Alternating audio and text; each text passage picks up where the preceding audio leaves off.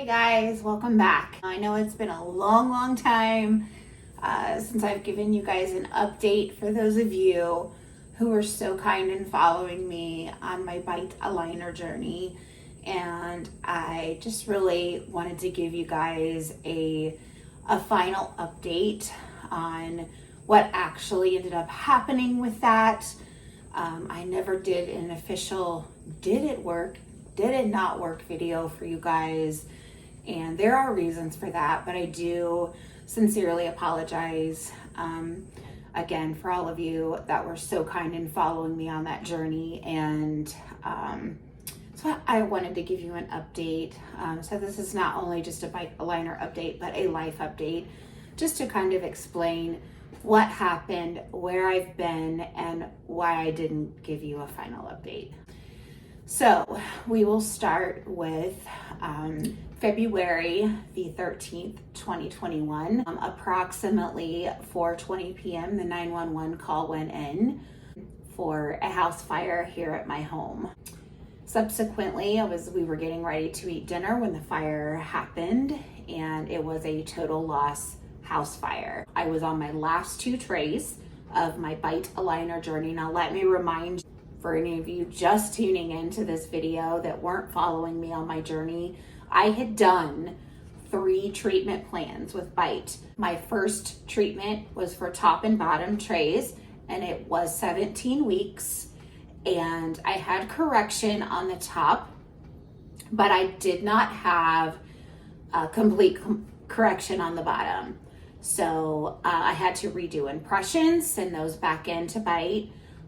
Again, Byte paid for the second impressions. I didn't have to pay for those after the first initial impressions that you do initially, because I didn't have complete correction. So I did the the whole shabam of sending in the impressions, and then I had to wait. With COVID, I believe it was about 2 months before I actually got my second round of trays in the mail, and that treatment was approximately 13 to 15. I want to say 15. I did not have complete correction. In fact, the second treatment, I had little to no movement at all on the bottom teeth. So, in fact, when you first put in the trays with the first phase, I was feeling a lot of pressure, soreness, which is absolutely normal. You want to feel that. That's showing you that you're getting the movement necessary to shift your teeth into place. But I wasn't feeling that at all with any of the trays. I went ahead and completed them and just didn't end up having correction. So I had to, again, do impressions, send them back, and wait another 2 months to get my third set of trays back. I was down to my last 2 trays when the house fire happened, and getting ready to eat dinner, I had taken them out of my mouth. So the last 2 trays that I had did burn up in the house fire, and were not recoverable. I did contact Byte and let them know what had happened, and they informed me that there was nothing they could do for me, that I needed to basically report it as a loss with my homeowner's insurance. So that's what I did. For me personally, I made that decision if that's what I had to do, and I just wasn't getting the correction that I needed. I made the decision to turn my treatment over to an orthodontist. And so far, I'm not going to sit here and make this video bashing Byte. Their customer service was phenomenal. Did it work for me? No, it did not. I'm being honest with you, and I'm not going to say that it won't work for others. It might work for you, but for me personally, it did not. And after 3 phases, I was done. I was just ready to turn it over to an orthodontist where I was under a doctor's care and know that my treatment was being monitored as it should be, and be done with it. So I am now in braces, as you can see. 44 years old. I'm not ashamed to say that. I should be done by March 2023. And I have been told that I do have minimal correction that I do need to do with my bite. However, that will be all on me under the condition of making sure that I wear the rubber bands. No, I am not that far yet. She said she would let me know. Any of you in the Dayton, Ohio area, if you would like some information from an orthodontist, I will be more than happy to link or list her website below. She's a phenomenal orthodontist. I love her dearly. She's very sweet. Her staff is amazing. They have 3 different locations here in the Dayton, Ohio area.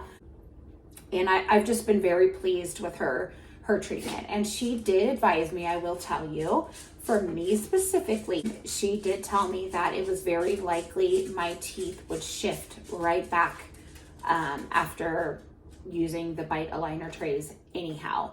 And I guess that's because bottom teeth are more likely to shift back. So after I'm done with treatment, it will be very likely that I will have a permanent retainer placed on the back side of my teeth to make sure that they maintain the correction necessary. So I'm fully in agreement with that and willing to do that. I've put in far too much time and work to let them shift back. And another thing I will let you know, after the house fire, within 3 days of not having any trays in my mouth, my bottom teeth shifted right back, as if probably back to where they were from the very beginning of phase 1. And she said that's very normal for them to shift back very quickly. Again, I'm not going to sit here and badmouth Byte. As always, and as I've done in every other video, I will list their website as well as their customer service phone number. As far as their guarantee, I feel personally like, I turned it in as a loss with my insurance. So I do feel from my personal experience that I was compensated back for the loss. So I have not gone after the company for any type of reimbursement. I had just far too many other things on my plate to take that on as a fight or an argument or whatever it may have come of it. So I did not go back on them for their guarantee. I know they do have a money back guarantee that they swear by, but I didn't do that. So I just chucked it off as a loss because I just had too much on my plate. I guess kind of the second thing to get into was pretty horrible contractors. And if this just helps one family, one person from experiencing the horror that we have experienced as a family with general contractors, it's worth it to me for one person to see this video and to save them from the absolute, I don't even know how to explain it at this point. We are in litigation with the general contractor that we hired to rebuild our home. And yes, we are. This is back in our home. Looks much different than it did before. But at the beginning of February this year, we had to terminate them $100,000 later, and thousands of dollars invested now in an attorney. We still are not completely finished with our home. As you can see behind me here, we have a lot of trim up there. We have little things to do like crown molding and, little things like that. Our garage was damaged as well in the fire. It has not been touched at all. It looks like just like the day it did when the fire department left. They never touched our garage. We are noticing the smoke smell in our upstairs, which is where our bedroom is starting to return. They were supposed to bring in a hazmat crew as well as replace all of the drywall upstairs. They never even gutted the upstairs. Any demo done up there I did myself, and it was in their estimate to replace drywall, paneling, all of that upstairs. They as well as send in a cleaning crew that can professionally get rid of those smells and stuff. We are just now starting to notice those smells are creeping back. So I guess my point is, and I hope and pray none of you experience the trauma of a house fire or any type of home loss through a natural disaster or whatever. You are absolutely in trauma. You're in shock. your emotions are all over the place. There's grief involved because we lost everything, absolutely everything. We were allowed back in the house for approximately 5 to 10 minutes after the fire department left, and that was just to, my son had a snake that did live through the fire, and how that happened, I will never know.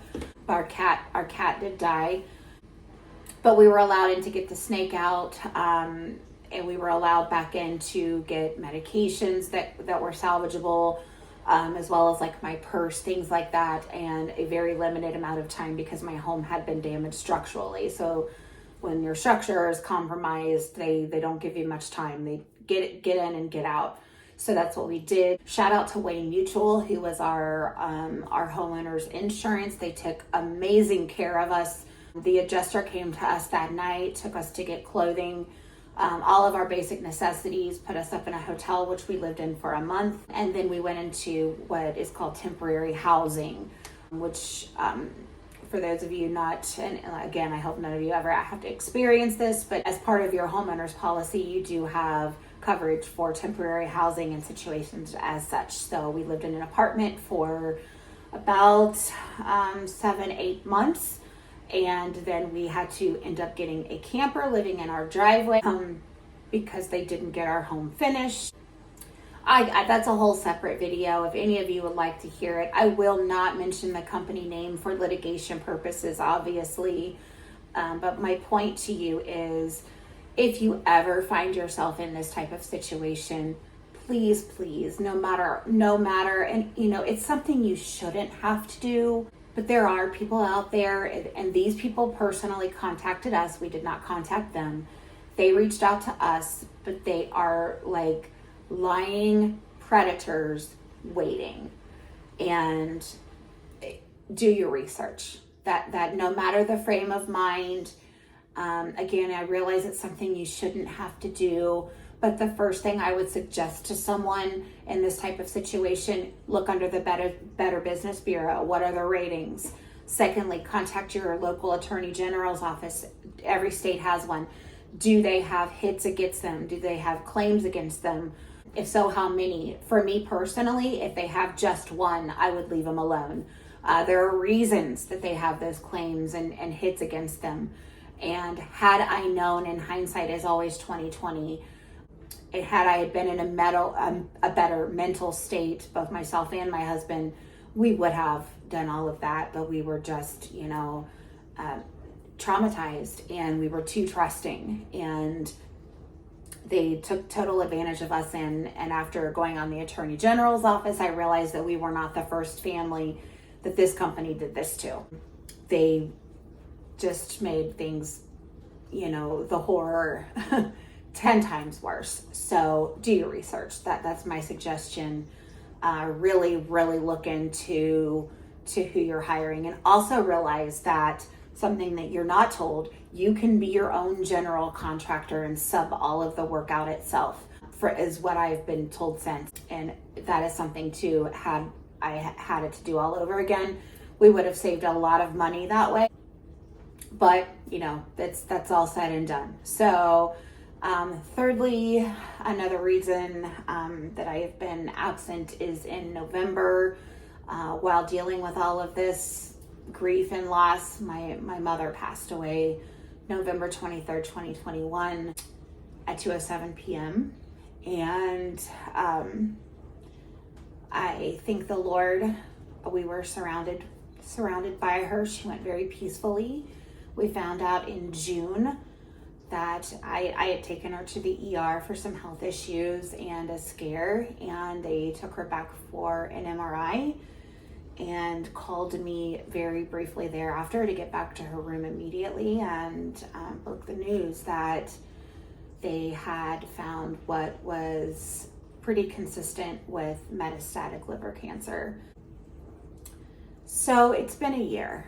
It's been a lot to process. There's been so much going on. My kids have been, my oldest son has now gotten married and moved on with his life and is doing fantastic.